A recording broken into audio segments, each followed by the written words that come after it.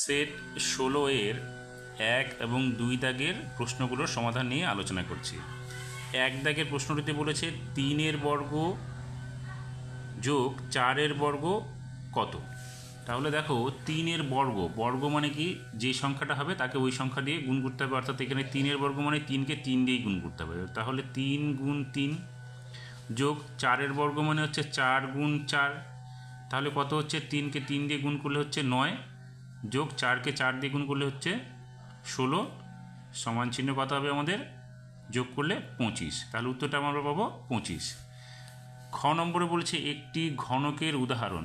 দেখো খ নম্বরে যেহেতু ঘনকের উদাহরণ বলছে, তাহলে আমরা লুডোর ছক্কা এখানে লিখে দেব, লুডোর ছক্কা। পরেরটা বলেছে কোণ মাপার একক। দেখো কোণ মাপার একক হচ্ছে ডিগ্রি, তাহলে এখানে আমরা লিখব ডিগ্রি। এরপরে ঘ নম্বরে বলেছে 115 ডিগ্রি হলো ড্যাশ কোণ। দেখো 115 ডিগ্রি এটা 90 ডিগ্রি থেকে বেশি, কিন্তু 180 ডিগ্রি থেকে কম, তাহলে এটা হবে স্থূল কোণ।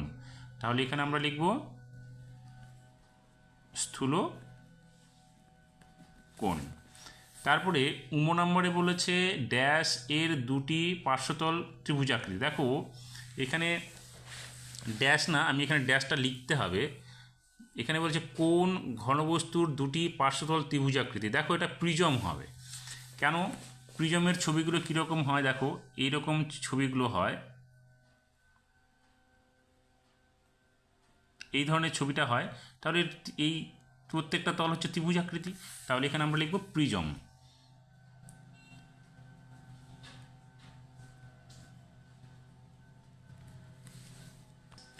অথবা আমরা লিখতে পারি এখানে পিরামিড, কারণ পিরামিডের ক্ষেত্রে এটা হয়। আর প্রিজমের ছবিগুলো কীরকম হয়, এরকম হয়।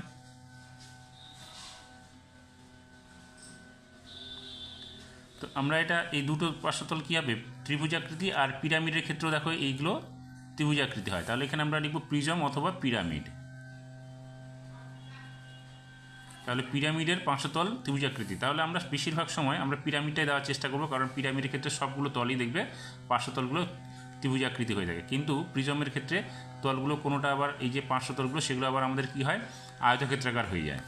এবার চ নম্বরে কি বলেছে, চ নম্বরে বলেছে দেখো যে দশমিক সংখ্যাটিকে ভগ্নাংশে পরিণত করো। তাহলে এখানে সংখ্যাটা কী আছে, 0.55। একে আমরা দশমিক ভগ্নাংশে প্রকাশ করতে গেলে আমরা দশমিকের জন্য 1 নিব, এবং পরবর্তী দুটো সংখ্যা আছে, পরবর্তী দুটো সংখ্যার জন্য দুটো শূন্য নিব। তাহলে দশমিকটা উঠে গেল, বাঁ দিকে শূন্যটা চলে গেল, শুধু থাকলো কি 5 অর্থাৎ 55 আমরা এখানে লিখে দিলাম। এবার এটাকে আমরা ছোট করে দেবো। ছোট করলে দেখো এখানে 5 দিয়ে কাটলে 5 11 55, আর এখানে 5 20 100। তাহলে ভগ্নাংশটা কত হলো, 11/20। এবার 6 নম্বর বলেছে কাজের লোকের সঙ্গে সময়ের সম্পর্ক হবে। এটা কাজের লোকের সঙ্গে সময়ের সম্পর্ক, এখানে আমি লোকের লিখে ফেলেছি, এখানে হবে সময়ের।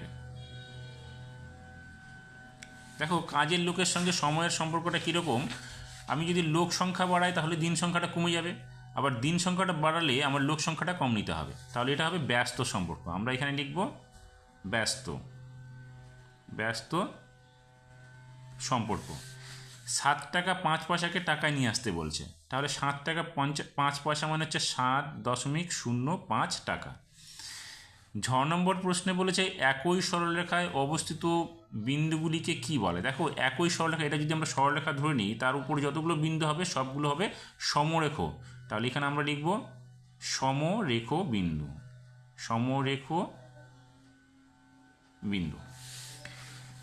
ইও নম্বরে বলছে এক সরলকোণ সমানচিহ্ন কত ডিগ্রি। তাহলে এক সরলকোণ মানে হচ্ছে 180 ডিগ্রি হবে, তাহলে এখানে আমরা লিখব 180 ডিগ্রি। ট নম্বরের প্রশ্নে বলেছে দুটি বক্ররেখা পরস্পর কটি বিন্দুতে ছেদ করতে পারে। দেখো দুটি সরলরেখা একটি বিন্দুতে, বক্ররেখা একটি বিন্দুতে ছেদ করবে, কিন্তু অসংখ্য বিন্দুতেও ছেদ করতে পারে। আমরা সাধারণত এখানে লিখব একটি বিন্দুতে ছেদ করতে পারে। দেখো বক্ররেখা এইরকম হয়, তা আমরা এরকম করে লিখতে পারি, তাই এর অসংখ্য, একটা দুটো এরকম হতে পারে, তাহলে আমরা একটাও লিখতে পারি বা অসংখ্যও লিখতে পারি, একটি অথবা অসংখ্য। তাহলে অসংখ্য বিন্দুতে ছেদ করতে পারে, আমরা সাধারণত 1 লিখে দেবো এখানে।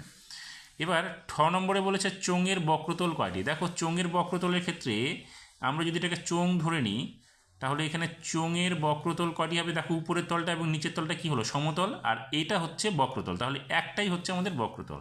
তাহলে আমরা এখানে লিখবো নম্বরে চোঙের বক্রতল একটি।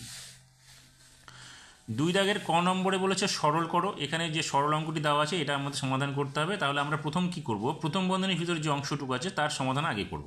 তাহলে এখানে লিখব 6 ভাগ তৃতীয় বন্ধনী 1 যোগ 4 ভাগ রেখে দেব, দ্বিতীয় বন্ধনীটা রেখে দিলাম 1 যোগ 3 ভাগ। এইবার প্রথম বন্ধনীর ভিতরে যোগ এবং ভাগ, তাহলে ভাগের কাজটুকু আগে আমাদের করতে হবে। তাহলে এখানে আমরা লিখব প্রথম বন্ধনীর ভিতরে 1 যোগ 4কে 2 দিয়ে ভাগ করলে এখানে হবে 2। তাহলে প্রথম বন্ধনী বন্ধ হয়ে গেল, দ্বিতীয় বন্ধনী বন্ধ এবং তৃতীয় বন্ধনী বন্ধ। এবার আমরা কি করব, 6 ভাগ, আবার একই জিনিসগুলো রেখে দেব, প্রথম বন্ধনী যতটুকু আছে সেই জায়গাটা আগে আমরা সমাধান করে নেব। তাহলে এখানে ভাগ হলো, এখানে দেখো 2 আর 1 যোগ করলে কত হবে, 3 হবে। প্রথম বন্ধনী কাজ শেষ হয়ে গেল, আমরা দ্বিতীয় বন্ধনীটা বন্ধ করব, তৃতীয় বন্ধনী দিয়ে দেবো। এবার 6 ভাগ তৃতীয় বন্ধনী 1 যোগ 4 ভাগ আছে এখানে দ্বিতীয় বন্ধনী। এবার আমরা কি করব, এখানে প্রথমে ভাগের অংশটুকু কাজ করব, দ্বিতীয় বন্ধনীর ভিতরে যেটা আছে। তাহলে 3 দিয়ে 3কে ভাগ করলে কত হবে, 1। তাহলে আমরা দ্বিতীয় বন্ধনী বন্ধ করলাম, তৃতীয় বন্ধনীটা বন্ধ করে দিলাম। এবার 6 ভাগ তৃতীয় বন্ধনী 1 যোগ 4 ভাগ, এখানে দ্বিতীয় বন্ধনীর ভিতরে 1 যোগ 1 হলো, তাহলে এটা আমরা যোগ করব, 1 যোগ 1 কত হবে, 2 হবে। তাহলে তৃতীয় বন্ধনী বন্ধ করে দিলাম, এখানে 6 ভাগ, আবার তাহলে এখানে ভাগের কাজটা আবার করব। তাহলে 1 যোগ 4কে 2 দিয়ে ভাগ করলে এখানে হবে 2, তৃতীয় বন্ধনী বন্ধ হয়ে গেল। এখানে 6 ভাগ, এখানে কত হবে, 3 হবে। 1 আর 2 যোগ করলে 3 হলো, তাহলে 6কে 3 দিয়ে ভাগ করলে কত হবে, 2। তাহলে উত্তরটা আমাদের হলো 2। এবার খ নম্বরে বলেছে বিয়োগ করো। 6 1 2 7 দশমিক 35 থেকে 3 5 8 দশমিক 1 5 3কে বিয়োগ করতে বলেছে। আমরা কি করব, দশমিকের ঘর মিলিয়ে সংখ্যা দুটিকে বসিয়ে নেব উপর নিচে করে। এইবার দেখো এখানে দশমিকের পরে প্রথম সংখ্যাটাতে 2 ঘর, নিচের সংখ্যাটাতে 3 ঘর আছে, তাহলে আমরা এখানে একটা শূন্য দিয়ে 3 ঘর মিলিয়ে নিব। এবার 3 থেকে 0 থেকে 3 বাদ দেবো, শূন্যকে আমরা 10 ধরবো, 10 থেকে 3 গেলে এখানে হলো 7, হাতে 1 থাকলো, একটা 5-এর সঙ্গে যোগ হয়ে গেল 6, 15 থেকে 6 বাদ দিলে এখানে হবে কত, 9, হাতের একটা এখানে এসে যোগ হয়ে গেল, 2 হয়ে গেল, 3 থেকে 2 বাদ দিলে এখানে হবে 1, দশমিকের ঘর মিলে গেল। 7 থেকে 8কে বাদ দেওয়া যাবে না, 7কে ধরবো আমরা 17 থেকে 8 গেলে এখানে হবে 9, হাতের একটা এখানে নিয়ে আসলাম, তাহলে 5 আর 1 6 হলো। এবার 2কে 12 ধরে 12 থেকে 6 বাদ দিলে এখানে হবে 6, হাতের একটা এখানে যোগ হয়ে গেল 4 হলো। এবার 1কে 11 ধরবো, 11 থেকে 4 গেলে এখানে হবে 7, হাতের একটা 6 থেকে বাদ দেবো, এখানে হবে 5, তাহলে বিয়োগফল হলো এটা। এবার খ নম্বরে কি বলেছে, গ নম্বরে বলছে 6 জন লোক একটি কাজ 5 দিনে করতে পারে, কাজটি 1 দিনে শেষ করতে কতজন লোক লাগবে। তাহলে আমরা কি লিখব, 5 দিনে একটি কাজ শেষ করতে পারে 6 জন লোক। তাহলে লিখব 5 দিনে কাজটি শেষ করতে পারে সমান চিহ্ন 6 জন লোক। তাহলে আমাদের 1 দিনে বলেছে, তাহলে 1 দিনে কাজটি শেষ করতে পারে। দেখো 5 দিনের জায়গায় যখন আমরা 1 দিনে কাজটা শেষ করব তখন আমাদের বেশি সংখ্যক লোক লাগাতে হবে, তার মানে হচ্ছে 6কে আমরা 5 দিয়ে গুণ করে দেবো। তাহলে এখানে কতজন হবে, এখানে হবে 5 6 30 জন লোক। তাহলে এটা আমাদের হয়ে গেল অঙ্কটা। এবার ঘ নম্বরে কি বলেছে, সমকেন্দ্রিক বৃত্ত কাকে বলে। দেখো সমকেন্দ্রিক বৃত্ত কাকে বলে, সেটা হচ্ছে একটি বিন্দুকে কেন্দ্র করে, তাহলে আমরা লিখব একটি বিন্দুকে কেন্দ্র করে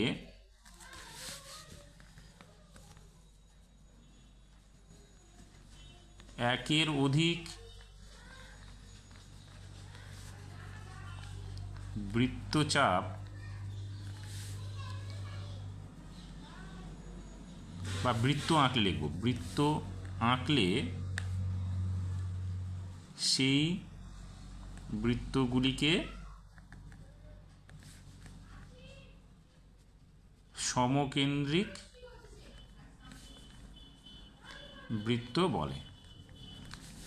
এবার ছবিটা কীরকম হবে, তোমরা রুল কম্পাসের সাহায্যে করবে। এখানে আমরা কেন্দ্রটা নিয়ে নিলাম, এবার এইরকম করে তোমরা বৃত্তচাপ পরপর আঁকবে। তাহলে এটাই হলো আমাদের সমকেন্দ্রিক বৃত্ত। তাহলে একটা কেন্দ্রকে কেন্দ্র ধরে, একটা বিন্দুকে কেন্দ্র ধরে আমরা পরপর 3টে বৃত্তচাপ অঙ্কন করলাম, পূর্ণবৃত্ত। তাহলে এটাই হচ্ছে আমাদের সমকেন্দ্রিক বৃত্ত। এবার কি বলেছে, 5 সেমি 2 সেমি 8 সেমি দৈর্ঘ্যের রেখাংশ দিয়ে ত্রিভুজ আঁকা সম্ভব কিনা যুক্তিসহ লেখো। দেখো 5 সেমি আর 2 সেমি, তাহলে 5 যোগ 2 কত হলো 7। এই 7 সংখ্যাটা কি হলো, 7 সংখ্যাটা হলো ছোট কার 8 থেকে, বৃহত্তম বাহু থেকে। দেখো এখানে এই 3টি বাহু দিয়ে বৃত্তচাপ আঁকা সম্ভব নয়, তাহলে আমরা লিখব এখানে বৃত্ত নয় ত্রিভুজ, ত্রিভুজটি আঁকা সম্ভব নয়, কারণ ক্ষুদ্রতম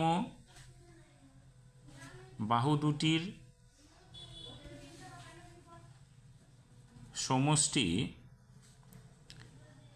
বৃহত্তম বাহু থেকে বৃহত্তর হতে হবে। কিন্তু এখানে আমাদের কি হয়েছে, ক্ষুদ্রতর হয়ে গেছে, সেই জন্য এটা আঁকা সম্ভব নয়। এবার বলেছে সূক্ষ্মকোণ কাকে বলে। সূক্ষ্মকোণের সংখ্যাটা কি লিখব, সূক্ষ্মকোণের সংখ্যা লিখব যে কোণের মান 90 ডিগ্রি এর কম তাকে সূক্ষ্মকোণ বলে। স্থূলকোণ কাকে বলে, এখানে লিখব যে কোণের মান